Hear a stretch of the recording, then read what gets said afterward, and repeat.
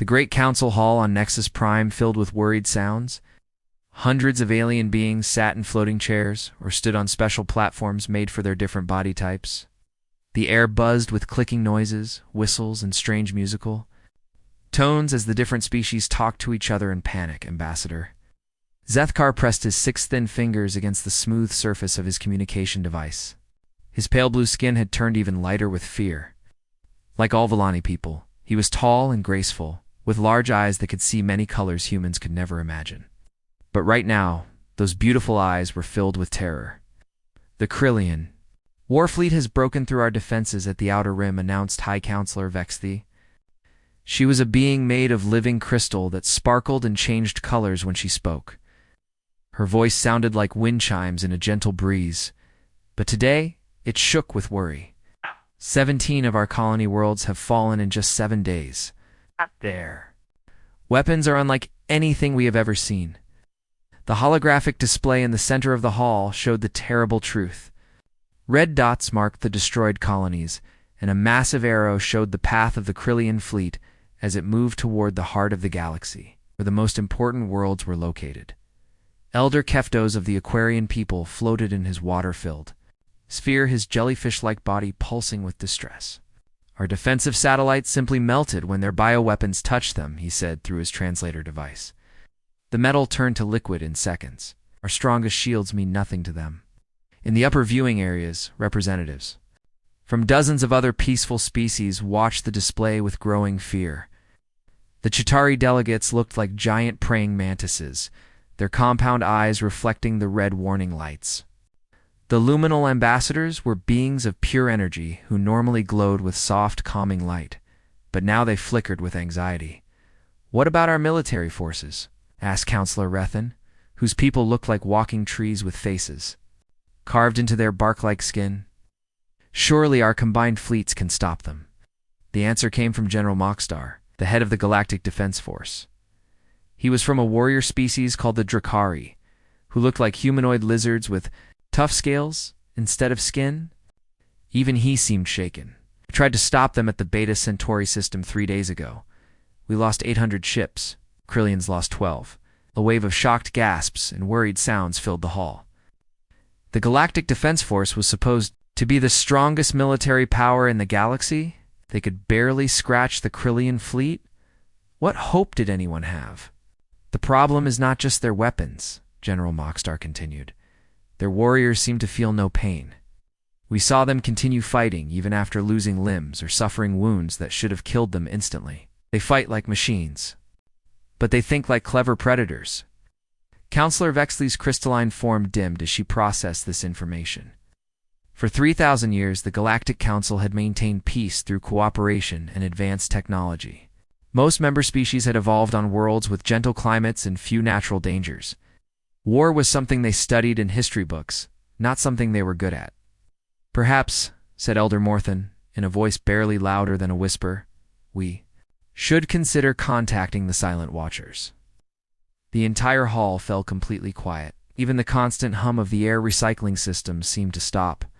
Elder Morthan was the oldest being in the council, representing a species so ancient that they had been exploring space when most other races were still learning to make fire. If he suggested something, it was worth listening to. "You cannot be serious," said Counselor Vexthi, her crystal body flickering rapidly with what looked like fear. "The Forbidden Sector has been off limits for 300 years. The reports from that region. They describe a world so dangerous that life should not be able to exist there. Yet something does exist there," Elder Morthan replied. His people looked like small, wrinkled beings wearing long robes, but their large eyes held the wisdom of millions of years. "Our long-range sensors have detected signs of technology and civilization. Radio signals and mathematical patterns tell structures in orbit around their world. A world with gravity 3 times normal strength," interrupted the Chief Science Officer, Dr. Veltar. She was a Viridian, a species that looked like tall, thin humans with green skin and no hair. Oceans filled with acid. An atmosphere that would poison most known species. Weather patterns that include storms powerful enough to level our cities. "We classified it as a death world for good reason." "Yes," said Elder Morthan slowly. But what kind of species could not just survive on such a world, but build a civilization there? What would they be capable of? In the silence that followed, many of the council members began to understand what he was suggesting. If a species could survive on a world that would kill them in minutes, what would that species be like? How strong would they be? How tough? How good at fighting? The regulations are clear, said Counselor Vexy. Contact with Deathworld species is forbidden. They're considered too dangerous for normal diplomatic relations. More dangerous than the Krillians? Asked Ambassador Zethkar quietly. Nobody answered, because nobody knew. Far away from the council chamber, hidden in the asteroid belt that surrounded Nexus Prime like a ring of rocks, a sleek black ship floated. In complete silence, the ship was small compared to the massive vessels that most galactic species built, but it was made from materials and using techniques that would have impressed even the most advanced engineers in the council. Captain Jake. Morrison sat in the command chair watching the council's emergency broadcast on his main screen. He was 45 years old, with short brown hair that was starting to turn gray and small scars on his hands and face from a lifetime of hard work and dangerous missions. His body was compact and muscular in a way that came from growing up in heavy gravity and never having an easy day in his life. "They're really scared," said Lieutenant Lisa Barnes from the communications station. She was younger than the captain, with black hair tied back in a practical style and eyes that missed nothing. Like all humans on the ship, she looked deceptively. Small and fragile compared to most galactic species, but appearances could be very misleading. "They should be scared," replied the captain. "I've been studying the Krillian fleet movements. They're not just random raiders. This is a planned invasion, designed to take over the entire galaxy." On the screen, the alien council members continued to debate what to do. The captain had been learning their languages for years, so he understood every word. He also understood something that they did not. The Krillians were not just dangerous because of their weapons or their lack of fear. They were dangerous because they came from a harsh world that had made them strong. They had spent generations learning how to fight and conquer. The problem was that the peaceful species of the Galactic Council had never faced anything like that before. Their worlds were safe and comfortable. Their people lived long, easy lives focused on art, science, and philosophy. When they had conflicts, they solved them through discussion and compromise. "Captain," said Lieutenant Barnes, "should we make contact with them?" Jake Morrison looked at the worried faces of the alien council members and thought about the orders he had received from Earth Command before leaving on this mission. For 50 years, humanity had been watching the galaxy from hiding, learning about the different species and their cultures. They had built hidden bases throughout space and sent scout ships to explore new regions. The plan had always been to reveal themselves eventually, when the time was right. But nobody had expected something like the Krillian invasion. Not yet, the captain decided. Let them try to handle this themselves first. When they realize they can't, then we'll step in. He looked at the tactical display showing the positions of the Krillian fleet and the pathetic attempts at defense that the galactic species were putting together. The aliens had advanced technology and good intentions, but they had no understanding of real warfare. The Krillians, on the other hand, came from a world almost as harsh as Earth. They understood violence and conquest because their planet had taught them those lessons the hard way. But they had made one important mistake. They had never encountered true Deathworlders. They had never faced an enemy that had learned to survive in conditions that would kill almost any other species in the galaxy. They had never fought humans. "Get me a secure channel to Earth Command," Captain Morrison said quietly. "Tell them it's time to wake up the fleet." Lieutenant Barnes nodded and began working at her station. Around them, the other crew members continued their watch, hidden in the shadows of space, waiting for the moment when they would step into the light and show the galaxy what humans could do. The Krillians thought they were the most dangerous predators in space. They were about to learn how wrong they were. The Krillian war fleet moved through space like a swarm of deadly insects. More than 1,000 ships of different sizes spread across the darkness, all painted in the dark red color that marked them as vessels of conquest. At the center of this massive formation flew the command ship Bone Crusher, a giant vessel the size of a small moon. Admiral Krexther stood on the bridge of his flagship, his four arms crossed over his armored chest as he watched the approaching Villani homeworld grow larger on the main screen. The Krillians looked like a mix between giant spiders and armored warriors, with hard shells covering their bodies and multiple eyes that could see in all directions at once.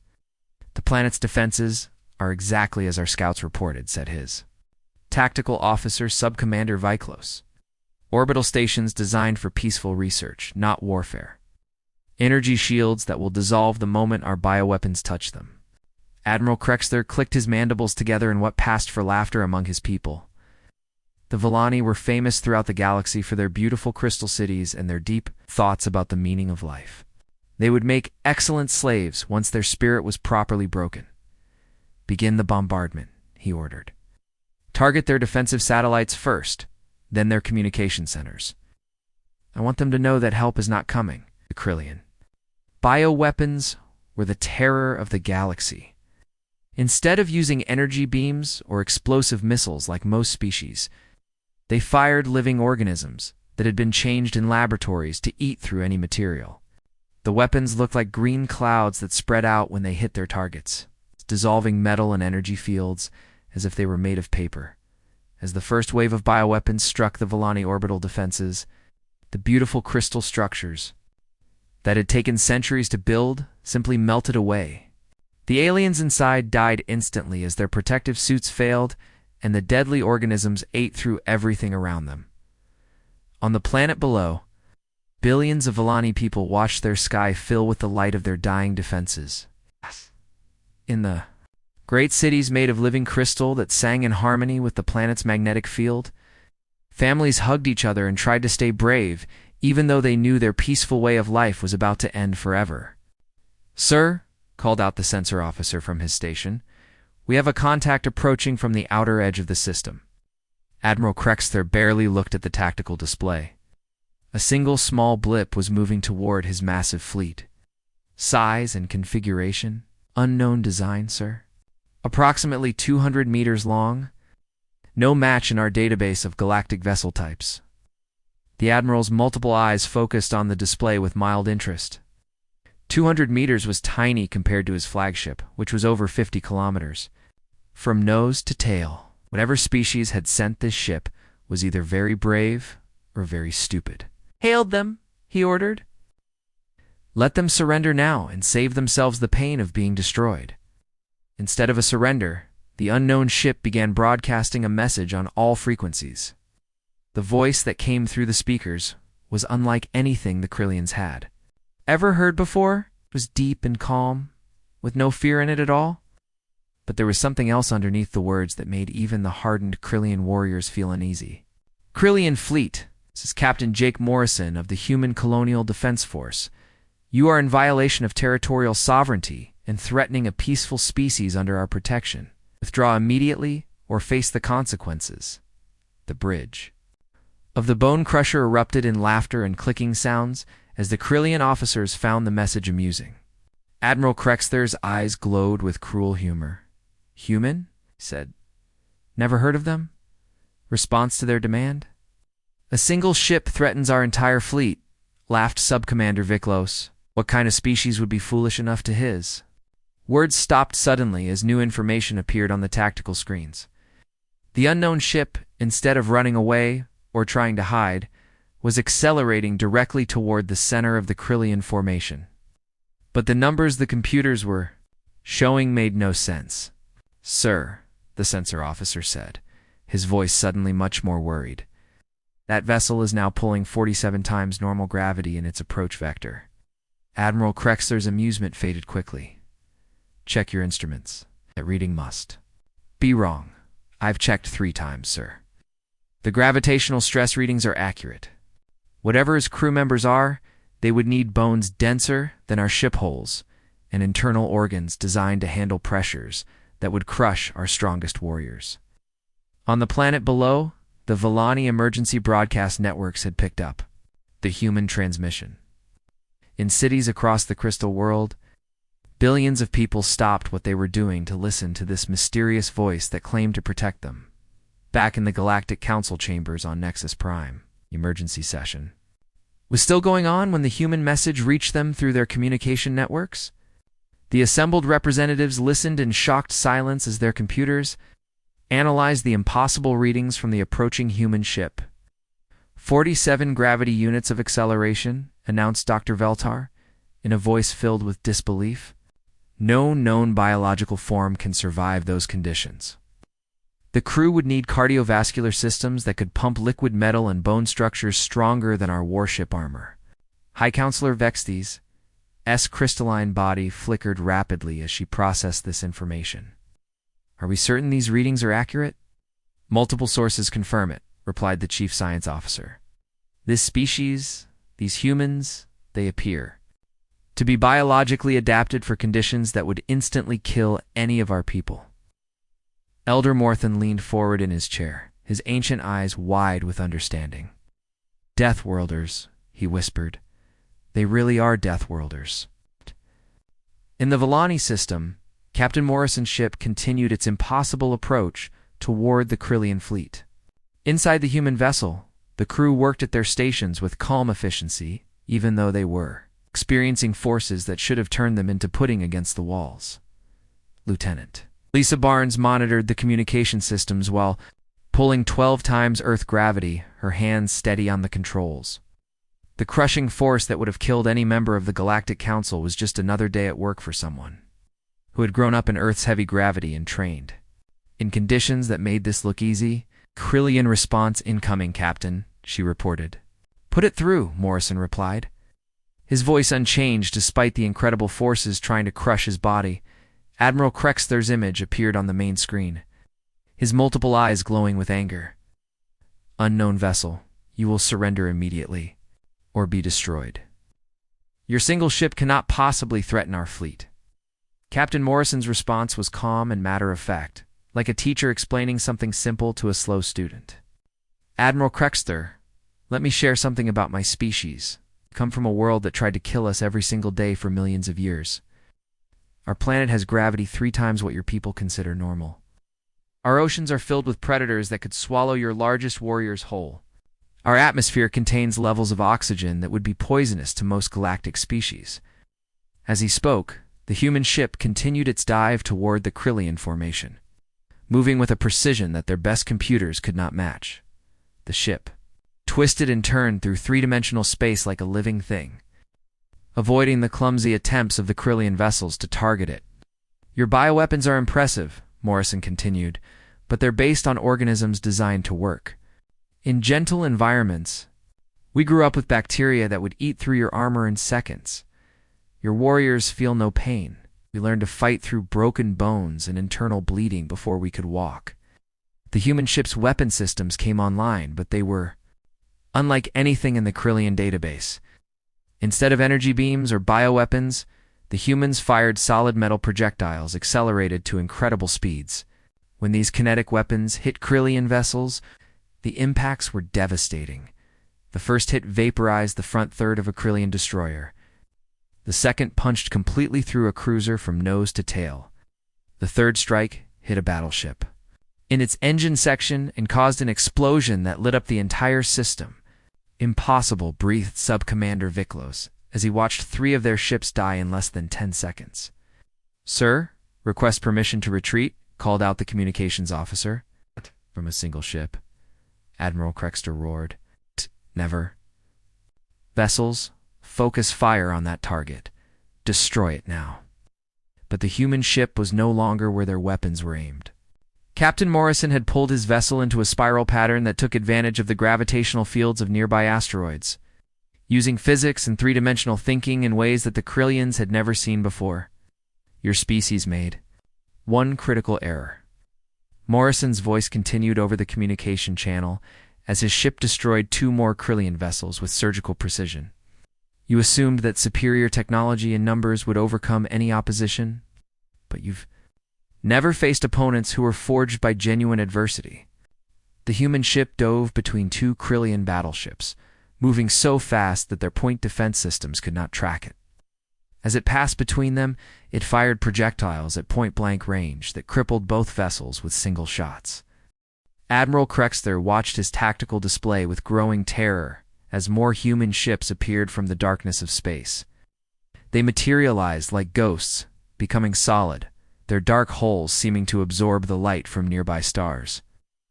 Moments before, been empty space now swarmed with sleek predators that moved with deadly purpose. "How many are there?" he demanded, his forearms shaking as he gripped the command rail. The sensor officer's voice cracked with fear. 57 contacts and still counting, sir. They're appearing all around us. Our quantum scanners never detected them." Subcommander Viklo stared at the display in disbelief. "It's impossible. Our sensors can detect a metal coin floating in space. From 1,000,000 kilometers away? How did they hide so many ships?" The answer came not from the Krillian crew, but from Captain Morrison's continued broadcast. His voice remained calm and steady, like someone explaining basic facts to children. "You're wondering about our stealth technology, Admiral? When your home world is filled with predators that can smell fear from kilometers away and hear heartbeats through solid rock, you learn to be very quiet when you need to be." Throughout the star system, human ships continued to decloak in perfect coordination.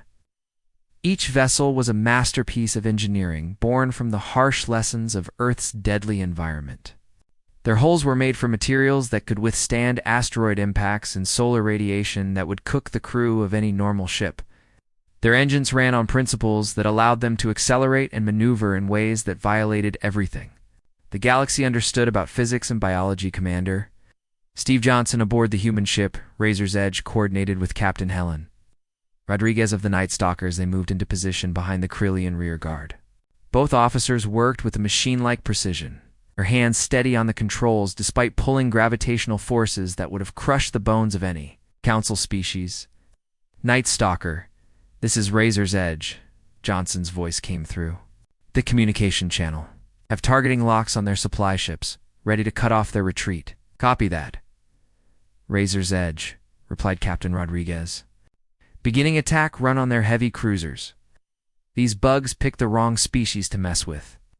The human fleet moved through three-dimensional space like a school of sharks that had found wounded prey. Each ship used the gravitational fields of asteroids and small moons to slingshot themselves into better attack positions, performing maneuvers that required split-second timing and perfect understanding of complex physics. On the Krillian flagship, Admiral Krexter tried to make sense of what he was seeing. "Their ships are too small," he said desperately. "Our vessels have 10 times their mass. Our weapons have superior range." "Sir," his weapons officer replied, "our bioweapons aren't working. They're hitting their holes but not penetrating. It's like trying to eat through solid diamond." Truth was even more impressive than the Krillians realized. Human ship armor was made from carbon nanotubes and metal alloys, developed on a world where everything was designed to survive in the most hostile conditions imaginable. The same materials that kept human buildings standing during earthquakes that would level alien cities, now protected their spaceships from weapons that had conquered dozens of worlds. "Commander." Johnson's ship dove toward a Krillian battleship, moving in a corkscrew pattern that made it impossible for the enemy weapons to track. As he closed to point-blank range, he fired a spread of kinetic projectiles that punched through the battleship's armor like bullets through paper. "Direct hit on Target 7, he reported over the communication network. "Their armor can't handle our penetrators. These things are designed to punch through the ice shells of Jupiter's moons." The battle was unlike anything in recorded galactic history.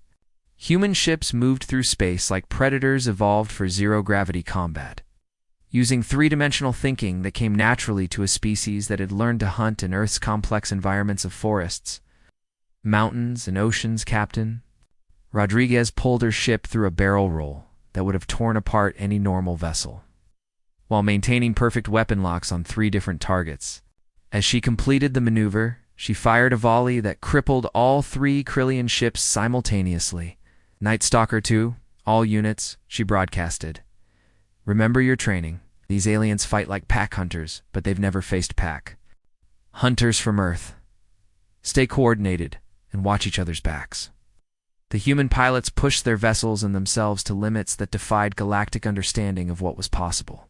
They pulled gravitational forces that should have liquefied their internal organs, made split-second decisions while their brains were subjected to pressures that would kill most species instantly, and maintained perfect coordination across light-minutes of distance. Lieutenant Commander Ryan Clark, aboard the human destroyer Stormbringer, used his ship's superior maneuverability to dance around a Krillian heavy cruiser, hitting it with precise shots that gradually wore down its defenses. His crew worked with the calm efficiency of people who had trained for years in Earth's military academies, where the physical requirements would have killed recruits from any other world. "Stormbringer to Fleet Command," Clark reported as he delivered the killing blow to the cruiser. "Target is down. These Krillians fight hard, but they think in 2 dimensions. They can't adapt to real 3-dimensional combat." On the Villani homeworld below, crystalline inhabitants watched their sky light up with explosions as the human fleet systematically dismantled the Krillian armada. The space battle was visible even from the planet's surface, looking like a fireworks display where each flash of light presented the destruction of a warship that had seemed invincible just hours before. In the great crystal cities, Villani, families gathered around their communication devices to listen to the impossible reports coming from their orbital observation stations. The humans were not just winning the battle, they were dominating it in ways that rewrote everything the galaxy understood about space combat. "The human vessels are performing maneuvers that should be impossible," reported one Villani observer. "They're using gravitational slingshots around asteroids while engaging multiple targets. Their coordination is perfect across distances where communication delays should make such tactics impossible." Back in space, Admiral Krexter tried desperately to regain control of the situation. "All vessels concentrate fire on the lead human ship. If we can destroy their commander, perhaps the rest will retreat." But Captain Morrison's ship was no longer where the Krillian sensors indicated it should be. The human captain had used the Ian exhaust trail from a destroyed enemy vessel to mask his approach, emerging behind the Krillian flagship like a predator that had been stalking its prey. Admiral Morrison's voice came over the communication channel as his ship moved into attack position. "Still don't understand what you're facing. Your people evolved on a world with reasonable gravity and predictable weather. You learned warfare through conquest and technology. We learned it through survival." The human ship fired a single shot that penetrated the Krillian flagship's armor and destroyed its main engine. The massive vessel began spinning out of control, its crew thrown around the bridge by forces they were not built to withstand. "Every human child learns to hunt by playing games that would kill your finest warriors," Morrison continued as his ship moved to finish off another Krillian vessel. "We chase each other through forests filled with predators, swim in oceans where creatures the size of buildings hunt for food, and climb mountains where a single mistake means death." Lieutenant Lisa Barnes monitored the battle from her station aboard Morrison's ship, tracking the positions and status of all human and enemy vessels while experiencing 12 times normal gravity. The crushing force that would have hospitalized any member of the Galactic Council was just another day at work for someone whose ancestors had survived millions of years on humanity's deadly homeworld. "Captain, the Galactic Council is requesting emergency communication with us," she reported. Morrison smiled as his ship delivered another devastating blow to a Krillian destroyer. "Tell them we're busy right now, but we'll be happy to talk once we finish taking out the trash." Around the battlefield, the remaining Krillian ships began trying to retreat, but the human fleet had anticipated this. Ships commanded by officers, like Commander Sandra Lee and Captain Tony Martinez, had positioned themselves along all the escape routes, creating a net that no enemy vessel could slip through.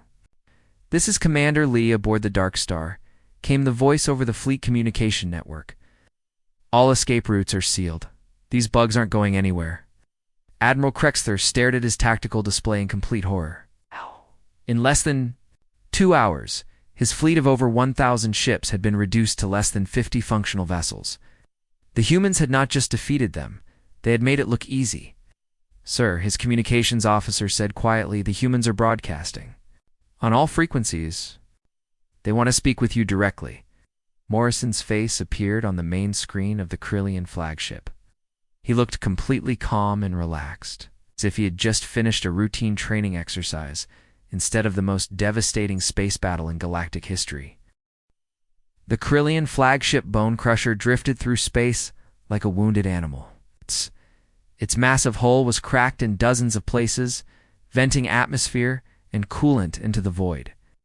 Emergency lights flickered on and off throughout the ship, casting strange shadows on the walls where Admiral Krexer's crew worked, desperately to keep their vessel from falling apart completely. Admiral Krexer himself sat in his command chair, his forearms hanging limply at his sides as he stared at the tactical display that showed the remains of his once mighty fleet. Of the more than 1,000 ships that had entered this system with confidence and pride, fewer than 30 were still capable of movement. The rest were either destroyed completely or floating helplessly with their engines dead and their crews. Barely alive, Captain Morrison's ship moved alongside the crippled flagship with the slow, patient grace of a shark circling wounded prey. The human vessel showed no damage at all, despite having been in the center of the fiercest space battle in galactic history. Its dark hull reflected the light of the system's star, like the carapace of some deep-sea predator. Admiral Krexler. Morrison's voice came through the communication system with the same calm tone he had used throughout the entire battle. "Hey, this is Captain Morrison. Your fleet is finished. Your invasion has failed. Now we need to have a conversation about what happens next." The human captain's words were being broadcast not just to the Krillian fleet, but across the entire galaxy through the Galactic Communication Network and thousands of worlds. Billions of beings from dozens of different species listened in amazement as the situation was explained to them. "You see," Admiral Morrison continued, "your people made a fundamental mistake when you decided to invade this galaxy. You assumed that advanced weapons and fearless warriors would be enough to conquer any opposition, but you never considered what would happen if you met a species that had learned to fight not by choice, but by necessity." In the Galactic Council chambers on Nexus Prime, the assembled representatives sat in stunned silence as they watched real-time data streams from the battle zone. The numbers were almost impossible to believe, but they came from multiple independent sources and could not be disputed. "High Counselor." Vexia's crystalline body flickered with colors that showed deep thought and wonder. "The human fleet has achieved a victory ratio of more than 30-1, she announced to the chamber. "They have destroyed or disabled 97% of the Krillian invasion force while suffering 0 casualties." Dr. Veltar, the chief science officer, looked up from her analysis station with an expression of awe on her green-skinned face. "The battle data shows capabilities that exceed our understanding of biological limits. The human crews were operating under gravitational stresses that should have killed them instantly, yet they maintained perfect coordination and precision throughout the engagement." Elder Morthan leaned forward in his chair, his ancient eyes bright with understanding. "They truly are Deathworlders," he said quietly, "but not the kind we feared. They are Deathworlders who chose to protect instead of conquer." Back in the Villani system, Captain Morrison's explanation continued as his ship maintained its position near the Krillian flagship. His words were being translated into hundreds of languages and broadcast to every corner of civilized space. "The Krillians come from a harsh world," Morrison said, "and they believe this makes them strong. But their world taught them only how to kill and conquer. Our world taught us something different. It taught us how to survive anything the universe could throw at us, and then use that strength to protect those who cannot protect themselves." On the planet below, the Villani people watched their sky slowly clear as the debris from the space battle drifted away from their world. The terrible red glow of the Krillian bioweapons had been replaced by the normal blue of their atmosphere.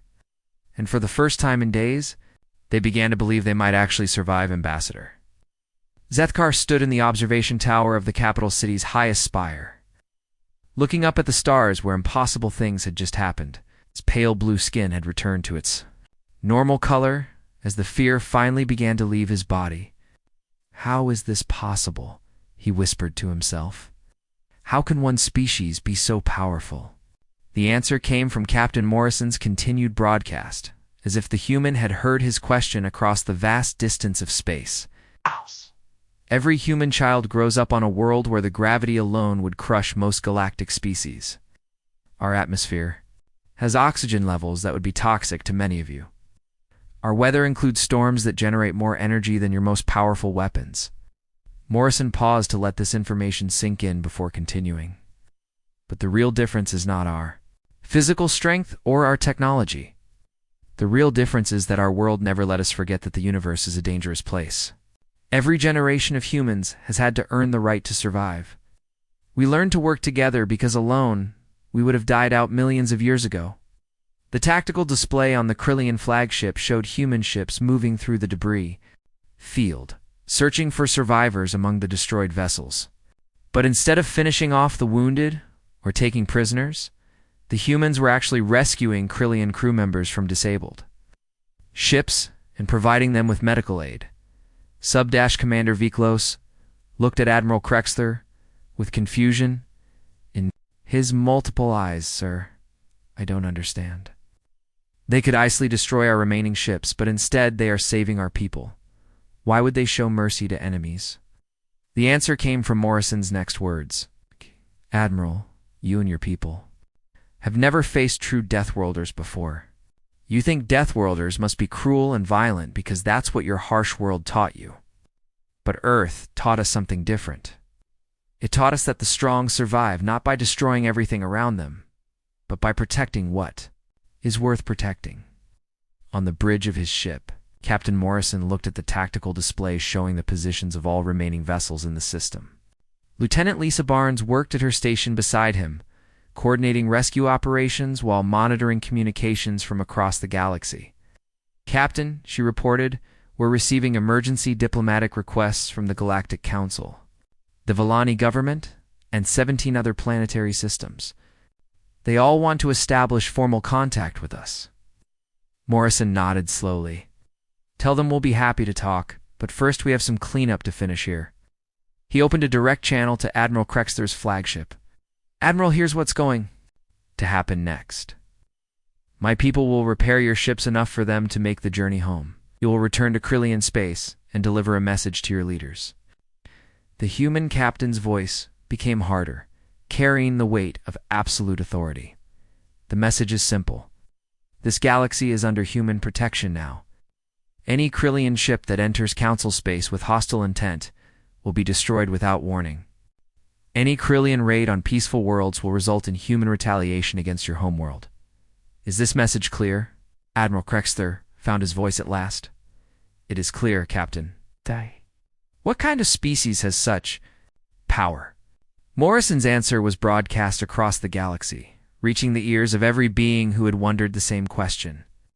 We are the children of Earth, Admiral. Earth is a world that tried to kill us with poisonous air, crushing gravity, violent weather, deadly predators, and diseases that would wipe out most species in weeks. It took us millions of years, but we learned to not just survive on such a world, but to thrive there. The human captain paused, looking out at the stars that surrounded them. Earth made us strong, not so we could conquer others, but so we could stand between the weak and those who would harm them. Every human ship in this fleet is crewed by people who grew up knowing that survival is not guaranteed, that life is precious because it is fragile, and that the strong have a duty to protect the weak. In the Galactic Council chambers, the representatives listened to these words with growing understanding. They began to realize that humanity was not just another species to be added to their databases and trade agreements. These were beings whose very existence challenged everything they thought they knew about life in the universe. The humans evolved on a death world, said Counselor Vexi slowly. But instead of becoming monsters, they became guardians. Instead of letting their harsh environment make them cruel, they let it teach them the value of compassion and cooperation.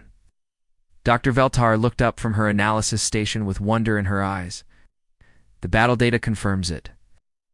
Every human action was designed to minimize casualties and protect innocent life. Even while completely destroying the Krillian fleet, they were careful to avoid any damage to Villani orbital installations or civilian areas.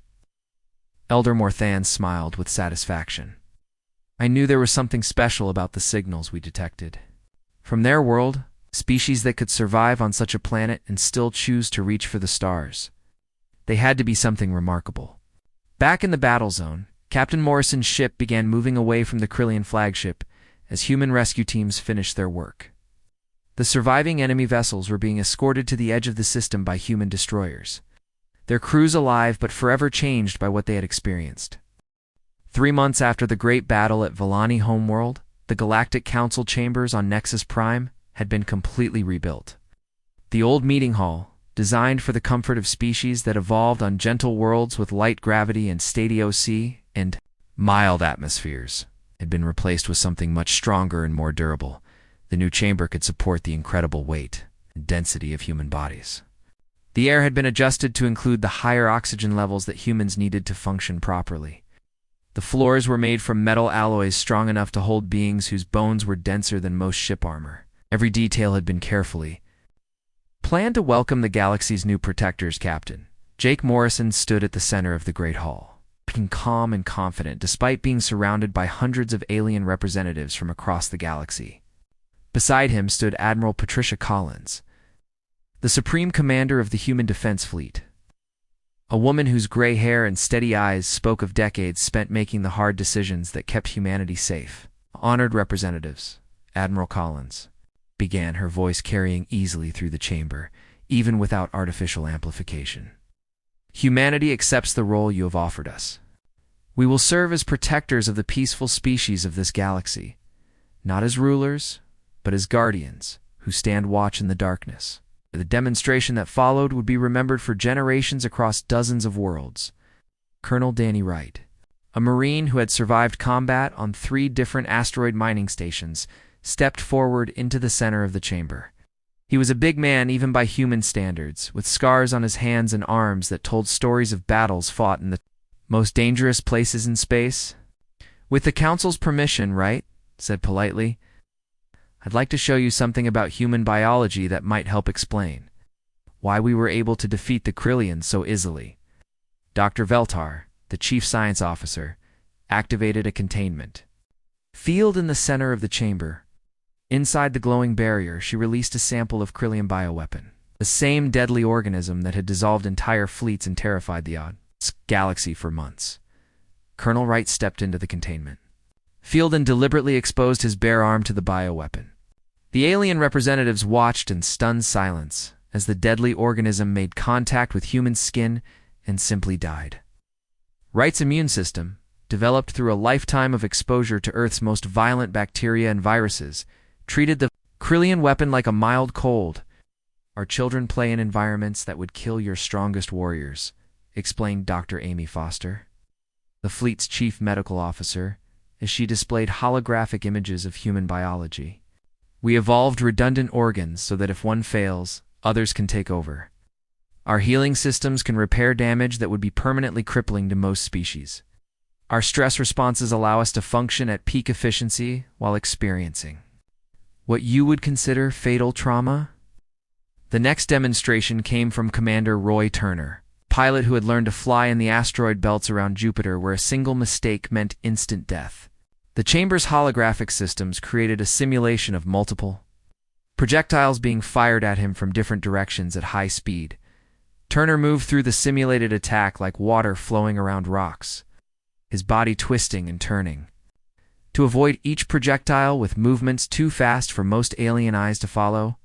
His brain processed the 3-dimensional threat environment with accuracy that even their best computers could not match. Human reflexes are the result of millions of years spent avoiding predators that could move faster than your ground vehicles, Turner explained as he easily dodged the final wave of simulated attacks.